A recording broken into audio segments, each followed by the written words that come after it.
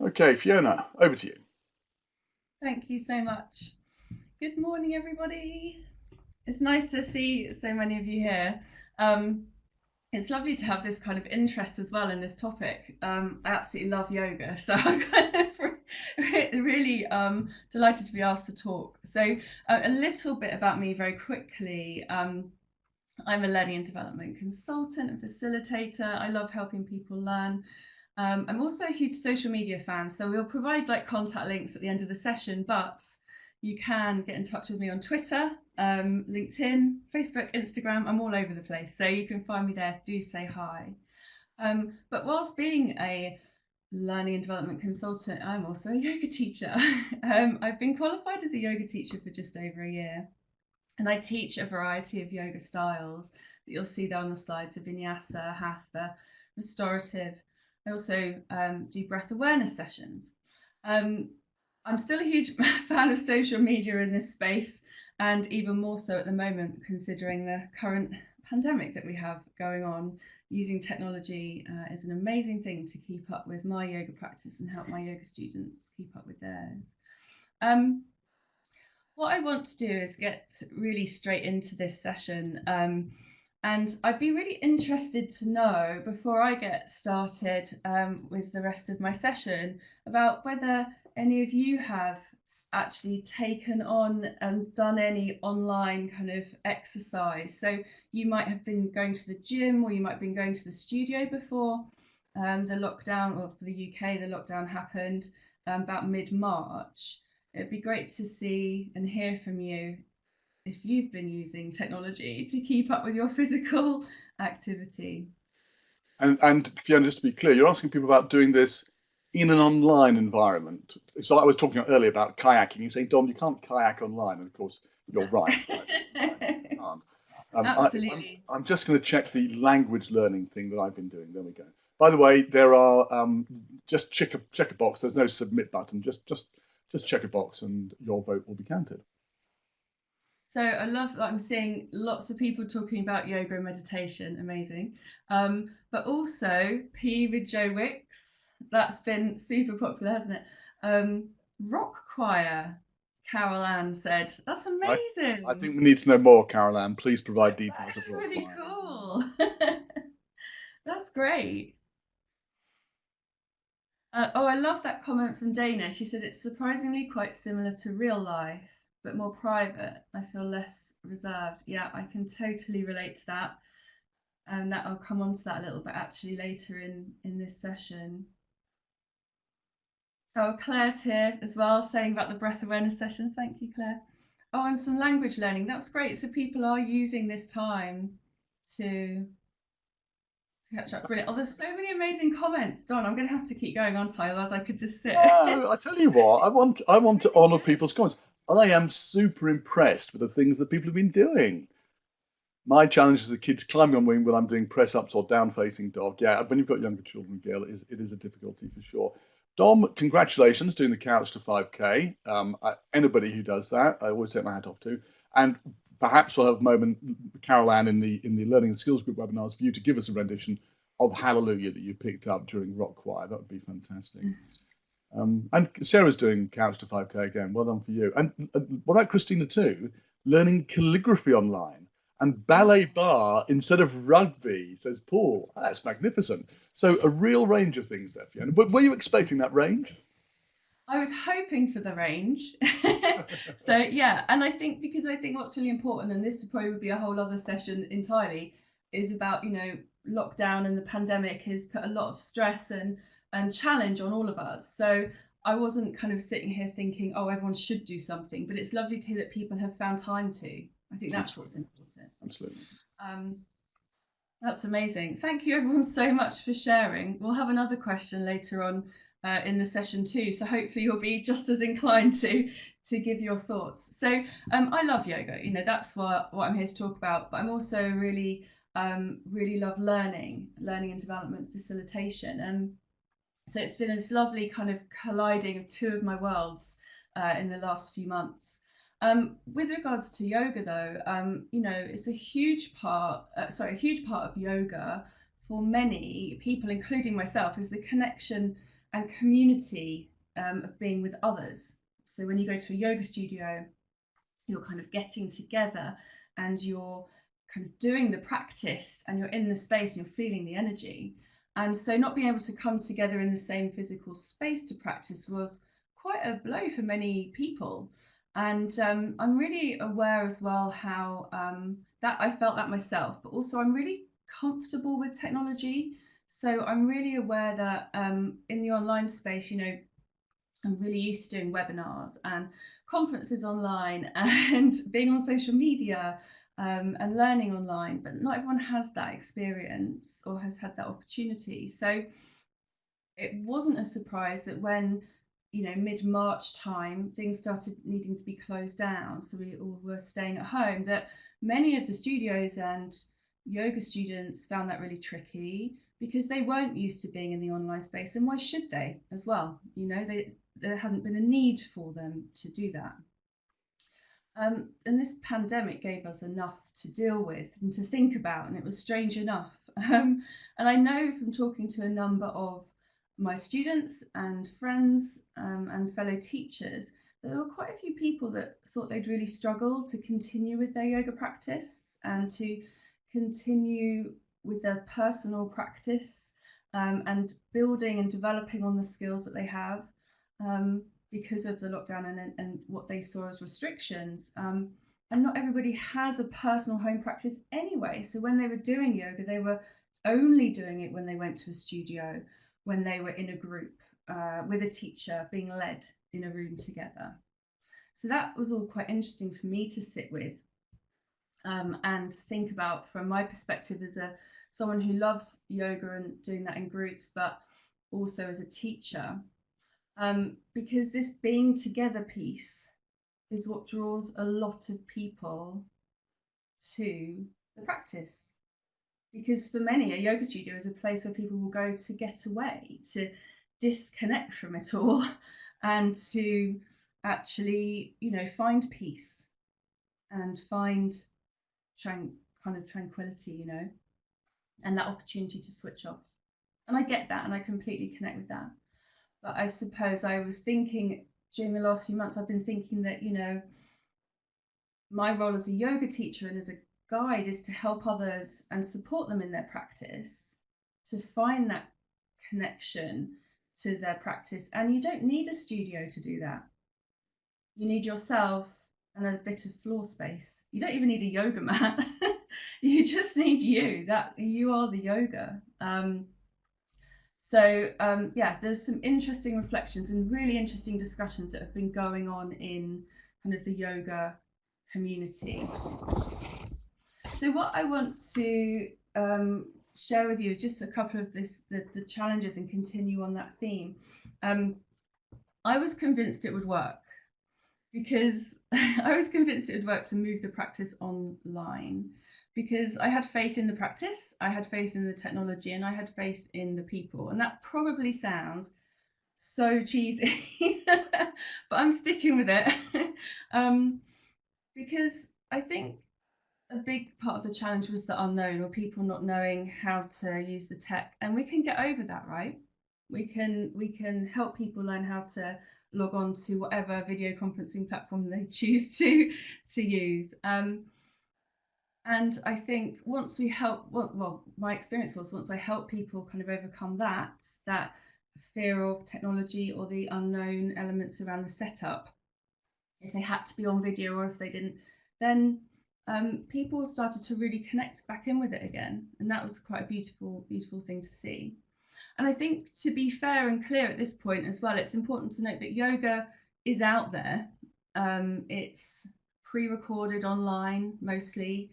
You know, you'll find it in YouTube. And there's many very successful yoga teachers out there doing their thing and helping people find yoga. But I think there's this element that the live class element wasn't really online. So that's what the real shift has been. And I knew that I'd have to help, you know, manage the expectations and acknowledge that I'm going to use the word fear again, but for some of the people I know it was, and they saw that as a real barrier to doing their practice, and to keeping up with their practice. But being able to support people that I knew and those that I didn't, because via technology it brings many of us together. Like today, we're not all in the UK, in Sussex, we're all over the world. It could be done, and all the studios I know have moved online. Not straight away, some took a bit longer than others, but they found their space and they found what they wanted to offer, and they're all there now, which is really great. But it needed prep. It needed preparation. So one of my things I'd like to share here is that there's a lot of preparation that's needed as a yoga teacher, but also I'm very conscious that I have just said you just need you and a bit of floor space. So I'll just kind of clarify a few of those things. So these photos, obviously, they're all of me in my home and where I teach yoga from. Hopefully the impression you get from these pictures are that you feel calm, that it feels like a calm space. So you've kind of got this little window into this calm kind of online space. And that's what I felt was important to create. So creating the right environment online. That doesn't mean everyone has to have that, and lots of people won't have that, but it just felt like that was on me to kind of have that space prepared for people to see when they logged in with me. Because if you want to provide a calm and relaxed focused space like this, you need to have worked out all of this stuff. So here's my behind the scenes photos. The cables and the camera holdy devicey thing that's sitting on a table with a load of blocks to raise the height of the camera so you get the full kind of, you can see me when you join my class, you see the whole of my mat and you can see what I'm doing. Holdy devicey thing, yeah, that's a technical term, Kate, I'm sure you know. But also, I want people now, and also in my classes, to be under no illusion that this stuff, this getting it kind of ready, was the reality, and that's okay, right? That's okay to have that authenticity about it, because I wanted my students to realize that I don't have a perfect yoga space in my house. I've made one, but it's that typical kind of Instagram versus reality scene, isn't it, of that, oh, look at this lovely little area, but the other side of the camera is very messy, and there's usually my cat wandering around and a block of books and papers, etc. So I think as well, with regards to technology, one thing I noticed, which was really great, was that this difference, or the importance of thinking about visual and audio. So it's important to have the visual. Like I said, I've made time and effort to have a space here, but also it was really important that the audio was clear, because if you picture yourself in a yoga studio with other people, you're on your mat, you're doing your thing, and the teacher's talking to you, it's rare that you're always looking at the teacher. It's rare that you're always kind of there, with them in your kind of in your sights. Often you have your eyes closed, or often you're in a position where you can't see the teacher because your head is physically turned the other way. So whilst I wanted to have a nice space, a calm space for people to see through their little window of the screen, it was the sound that felt really important. And that came to light as well, and kind of cemented my thinking when I had a student contact me after a class. This was a couple of months ago, and they'd lost their video, the picture. We don't know why. Their device was having a funny turn, I think. But they carried on with the class because they could hear me. So they said, it was fine. It kind of threw them at first, but then they carried on and it was fine. And I found that an interesting one for sure, because actually I've noticed some yoga teachers out there have been just recording the audio of their class, and people have really been liking that. So people don't feel like they have to look at another computer screen. They can just play the audio of the class on whatever device, and then just be in their little yoga space and do their practice. And that's been really interesting too. I think with regards to preparation, it'd be important to say about the security as well. That again would be a whole other session, but the key things for me was about making sure people felt safe when they logged in. So typical things like, private password protected links to the session, having kind of a holding space for people when they joined it, so I could let people in when I saw their names and I knew they'd signed up. That helped to create this safe space online. And then also with regards to safety and security, being clear that people didn't have to have their video on. They just needed to be able to hear me. They could see me if they wanted, but I didn't have to see them. And that was, I think, quite a game changer for some people who've been really resistant to actually joining an online session. And I think that was a really nice thing to make sure I said very clearly to people right from the start. And I've heard it's been an interesting one again. I get really geeky about these things, but because I've heard a lot of teachers say, well, we should be able to see the students. It's important, but actually, my professional and personal opinion is that it isn't. And I think that's a little bit like just learning and using technology in general, not just within the space of yoga, in organizations and for meetings and other training sessions. Just because we can use an element of technology doesn't mean we should. So it's okay to have the video off. It's okay to not be seen. So that's, it's been an interesting one for sure. And also with regards to this preparation was recording. So I made it very clear that I would, if I was recording, I was only recording my video and my audio and my screen. There would be no one else's name, or we've seen pictures and videos of the tiles of the Zoom chats or calls and things. So there's none of that, because then again, that also helped people to feel safe, and that's really important.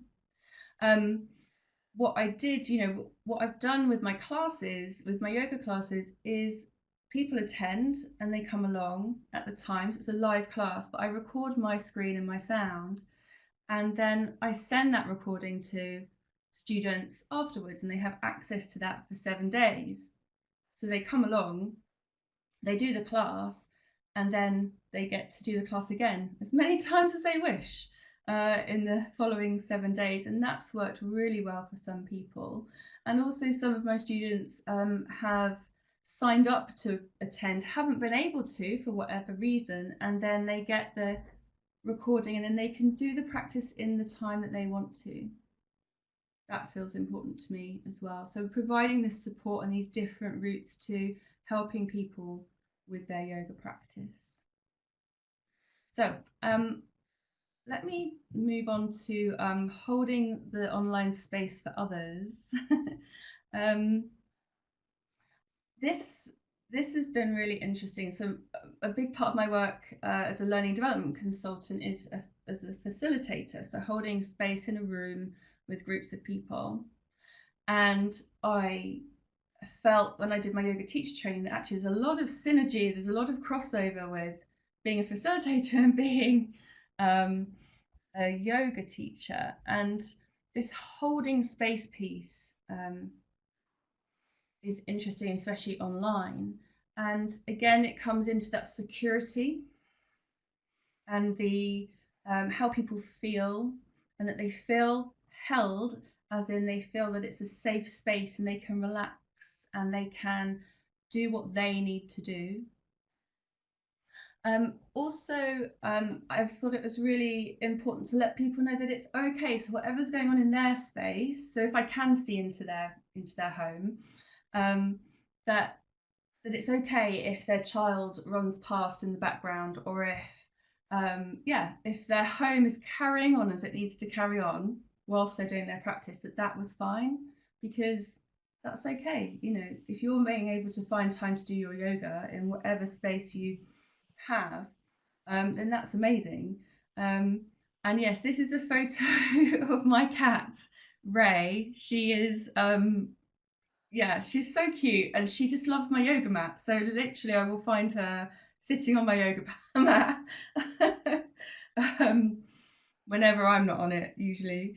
And that's what I've loved about being able to see my students practice if they have left their videos on, is I've seen pets like wandering around. I've seen like little noses of cats and dogs coming up to the screen, or a tail of a cat like waving past as they've obviously walked underneath. So this thing about this holding space is to say, you know, it's okay, show up as you are. Show up as you are. And oh, Don, I think the image has gone a bit wonky on the slide. Sorry, I Fiona, don't that's know. my mistake. I just left you a message. Yeah, but you'll just have to say the words, I think, rather than. Well, I didn't have them written down because I've done that typical thing. No, No, no, I don't don't. worry. I can share I it. can say. Well, I can say Um, what the words are. Go for it. Go for it. So sorry, I'd say that. I was going to need to get the slide deck up so I can see it. Um, sorry, Fiona. You carry on, and I will write the words into the chat. There we go. Thank you, because I think so I've done that typical thing of relying on technology and then not having a backup, right? It's not good. But yeah, it's this meeting people where they're at peace. And I think I've already said this earlier, but about you don't have to have this perfect space. I mean, what is perfect? Yoga is you in your space. But what I did do was give people ideas of things they could put around them in their space to help them kind of connect with themselves and come to relax, etc. So I gave people ideas like, you know, check the lighting. I think I saw some of you talking about lighting and things in the chat earlier. You know, maybe if you're doing a relaxing, restorative or yoga nidra type class, then you might want to turn the room lights off. You might want to pull the blind down or close the curtains, to start to really kind of create that little zone for yourself. Also, So, yeah, like sorry, how Fiona. The wording on it. Sorry to interrupt you. I'll just say it and then I'll shut up. The wording is: start where you are, use what you have, do what you can, which I think is marvelous. Thank you very much. Thank you. And I should have written that down. So thanks for that. So this is why I love this quote, because it's just what I'm saying around, you know, use what you have in your space. So if you might not have essential oils and nice smells that you might kind of get in a yoga studio when you walk in, but you might have a hand cream or a body lotion that you could just kind of use and put on, or, you know, have some quiet music playing in the background. So there's this thing around, you know, I can do as much as I can, but I can also give you ideas about how you can create the space that you need. That's really important. What I'm going to ask that we do then, and it said this on our description of the session, is that we take a couple of moments at this point in the session to practice together. So what I'm going to ask you to do is take a moment to notice where you're at. So you might be seated, you might be standing. So however you are, just start to take a minute to connect with kind of yourself in your space. So if you're seated on a chair, notice how you're sitting. If you're standing, notice how your feet are connected to the ground, which probably sounds a bit weird, right? But notice how you're standing. Are you leaning a bit more forward on the toes, or are you leaning back on the heels? We're just going to do this for a couple of minutes, and I'd love to know after we've done this how you found it. Remembering that with anything, any kind of breath practice, just go with what feels good for you. So you might follow my voice, or if it's not quite working for you, then do what you need to do. So take a moment to kind of arrive, standing or seated. If you feel comfortable too, you could close your eyes or soften the focus of the eyes. So maybe pick a spot in front of you, not maybe the screen, and just let your eyes soften. And focus on your breath. So bring your attention to your breathing.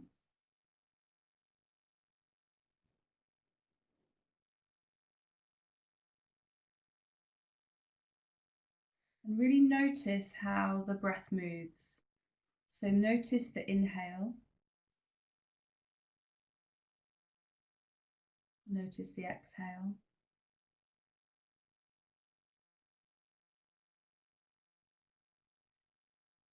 So feeling that natural flow of breath.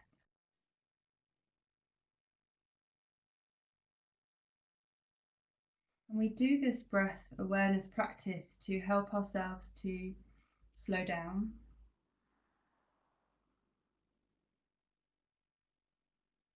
to start to invite stillness into the body and into the mind.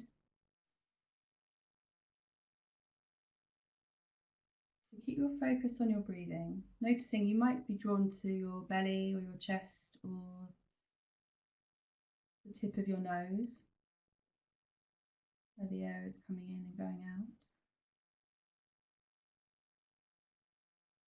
And if your attention wanders away from the focus of the inhale and the exhale, that's okay. Just come back to the feeling.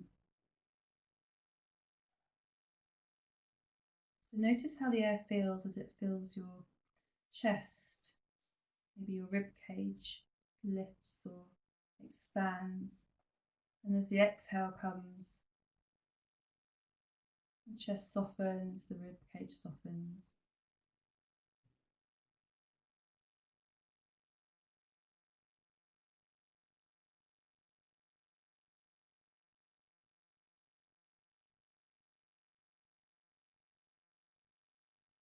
Notice how your back expands and contracts with each breath. You can actually feel it shifting and changing as you breathe.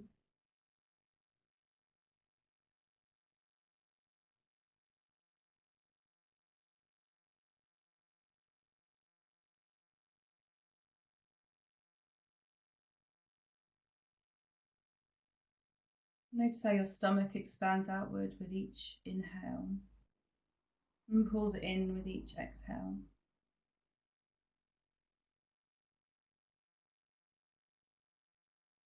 Now allow your attention to cover your entire body. So feel your entire body breathing, noticing all the sensations of the body as it breathes. Perhaps the jaw is softened, perhaps the shoulders have softened, the arms may be a bit heavier in your lap.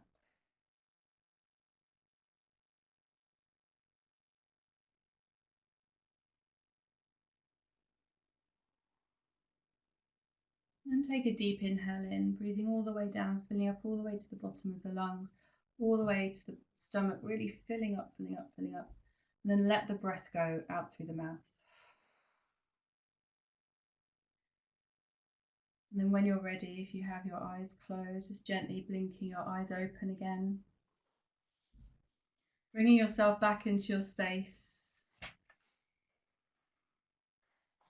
Noticing how you're feeling. So that was a very, very quick example of breath awareness. I'd be so interested to know how you found that. If that was something that's a bit different for you, if you felt a shift in your body. Quite often when we bring our attention to our breath naturally slows down, and we start to take ourselves out of that kind of fight or flight mode into our kind of rest and digest mode. Oh, that's great. So I can see some people finding that really calming. That's brilliant. So that's just a really quick example. So I'm really pleased that you joined in with that as well. I remember talking to Don and saying, should we put it in there? And we said, let's just put it in there because it's important that people experience it as much as they hear me talk about it. And also, Fiona, you do it very well. Thank you very much. So we're getting towards the end of the session, ready for questions, but I'm just going to share this last couple of pieces with you. I wanted to highlight how this has really helped create a global connection. So as you'd expect with technology, I've been able to connect as a teacher with many more people. many more people than I would do if I was teaching locally, as I do. So I've been running breath awareness sessions, like you just experienced, but a little bit longer. I've been doing yoga sessions online, and also yoga at the desk. And I've had people from all over the world join in. So we've had people from all over the UK and Ireland, had people in America, people in Spain, a lady from Ghana joined the other week. So really starting to create this beautiful online kind of connection. There's a lady called Anne in Australia who joins every Monday morning. So I run free breath awareness sessions. So free sessions, Monday mornings, 9 a.m. British Standard Time, and Wednesdays at 5:30. And Anne joins in, and when she first started coming along, she thought it was an Australian event. She didn't quite realise I was in the UK, and then she realised that. But she comes along every Monday. It's amazing. So we've been having really interesting chats. Also, people who I teach, in the studio in person have been coming along to sessions, as well as other people that I know and those that I don't know. And it's, social media sharing the message. What's been interesting too is I've been doing some work for some organisations. So I was at the University of Manchester a month or so ago in a company called Talis, running breath awareness sessions and talking about the benefits of moving at the desk. That's what the yoga at your desk is about. And so it's been interesting to go into kind of organisations and start to run these short sessions to help people create connection with each other, but also to connect with themselves, to invite calmness and grounding to themselves in their space, while we all have a lot going on. I think as well, what's really nice is with the recordings, they can be shared, and also people talk about it on social media and suggest for their friends and family to join in. So all the breath awareness sessions I run are free, and they're open to anybody. You don't have to have done anything like that before. It's very simple and straightforward, and only 20 minutes. The yoga sessions that I teach are a mixture. So the Sunday evening one, 7 p.m. restorative, is with me, and then the other classes I teach are through studios. They're always kind of low cost, and also you can ask if you need help with coming to class. You can always ask for a free place. Lots of places are doing free online places at the moment. I also would like to say, please share about these with your friends and your family and anyone you think would find it useful. I know Don's sharing a link to the website where all the sessions are listed. But also you can contact me on Twitter and LinkedIn.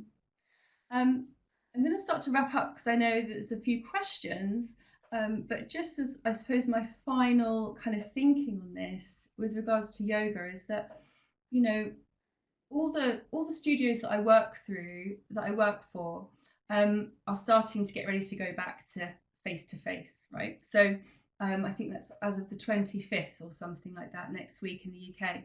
And that's amazing. Like, people want that. People want to go back and be in a space together.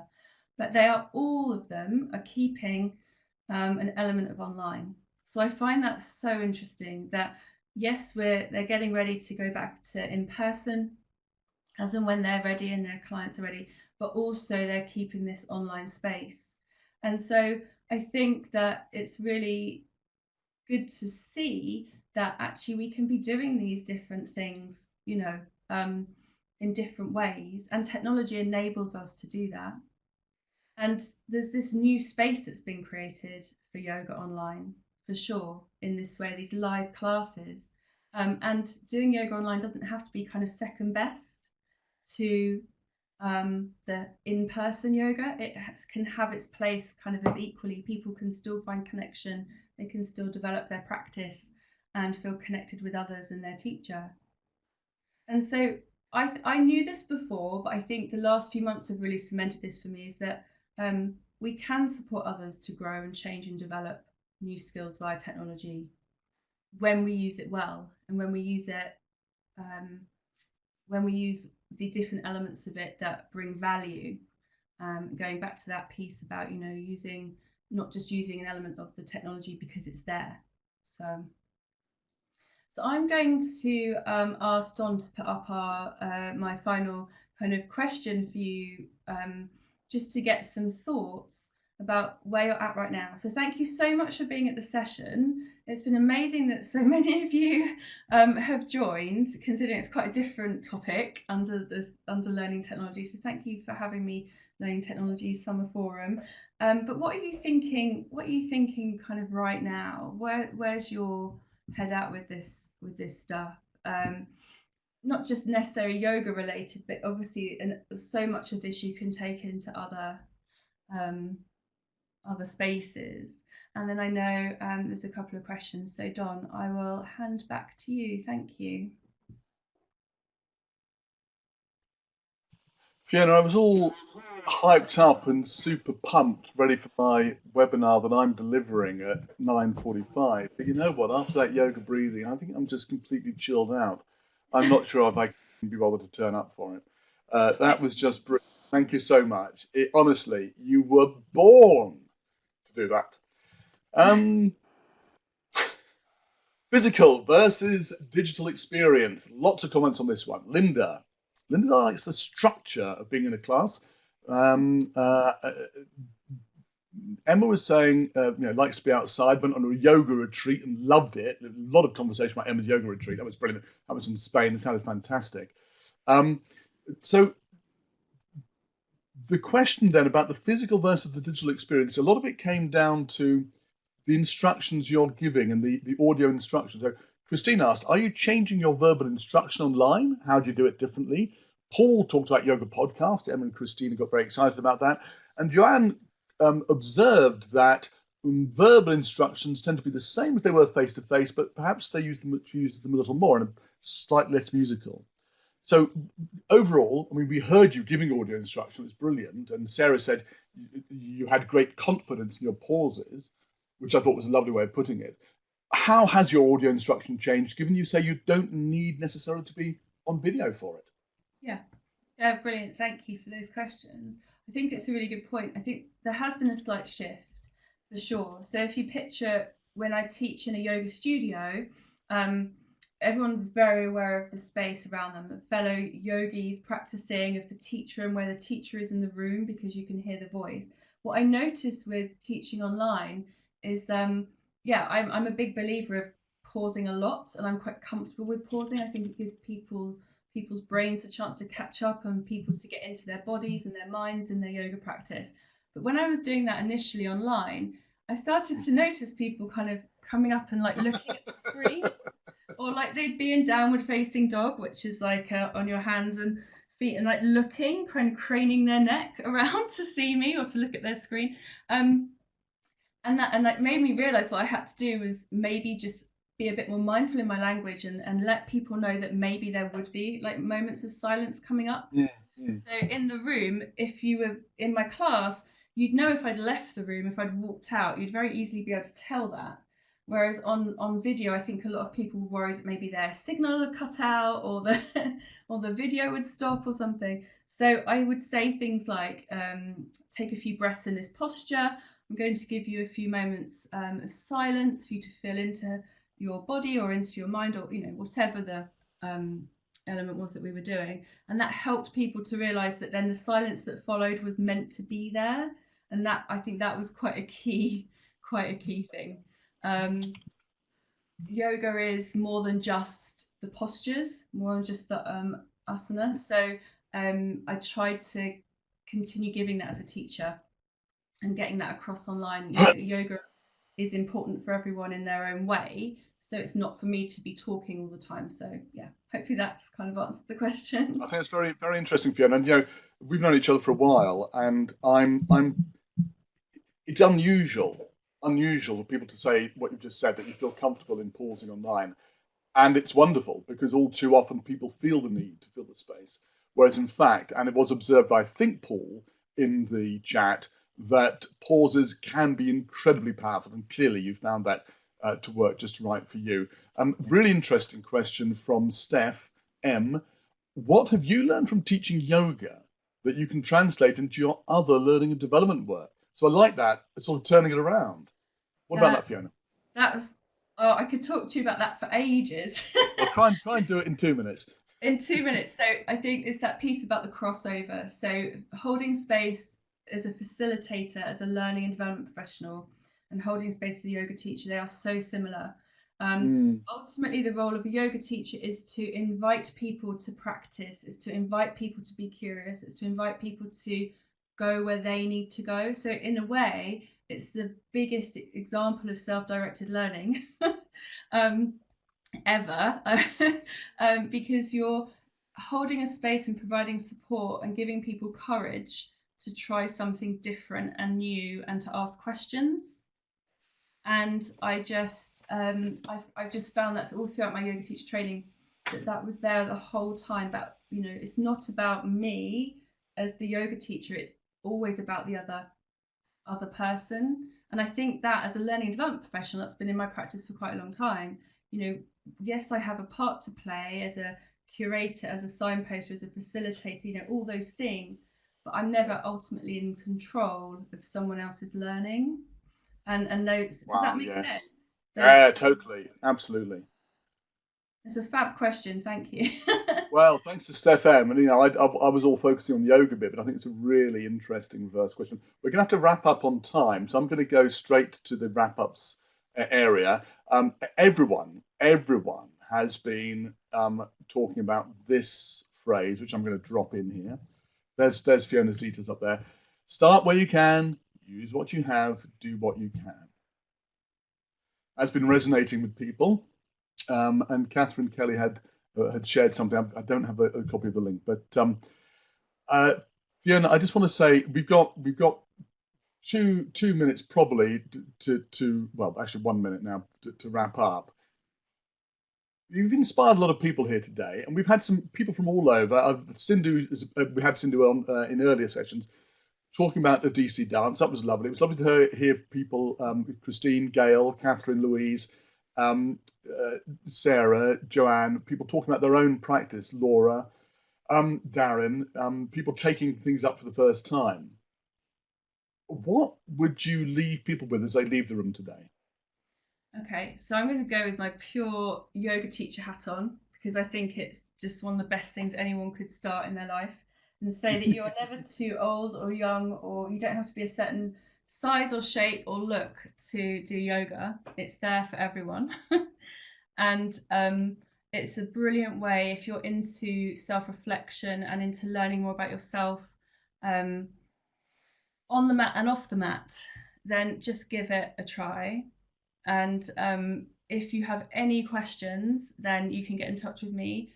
I teach and yoga, and I'm always happy to give someone like a free session if they are not sure about it, or then I'm more than happy to support. But give it a try would be my thing to say. Give it a try. I love that. I love that. It's straightforward and there's no risk. And Kemi says yoga's a mirror to look at yourself, but don't judge your reflection. Explore it. I love that. Kemi. Oh, that's amazing. Can I use that? I'll quote you, obviously. Hey, the chat, and everything else will all be available afterwards. So the recording, the slides, the chat is all going to be available afterwards. I'm just going to drop that link into here. And we are going to have to wrap up now. Our thanks go out to our today's sponsor, Thrive. Our thanks go to everybody in the room who has contributed today. Thank you for pitching in. Thank you also if you were silent and you were just here and sharing. Yeah. And thank you to Fiona. Great session. I wish we could carry on, but unfortunately, I have to get it ready now. There's another speaker coming in. Oh, it's me. I've got a session coming up in 29 minutes, and I'll try and be as inspirational as Fiona was. Fiona, thank you so much. Thank you so much. Bye.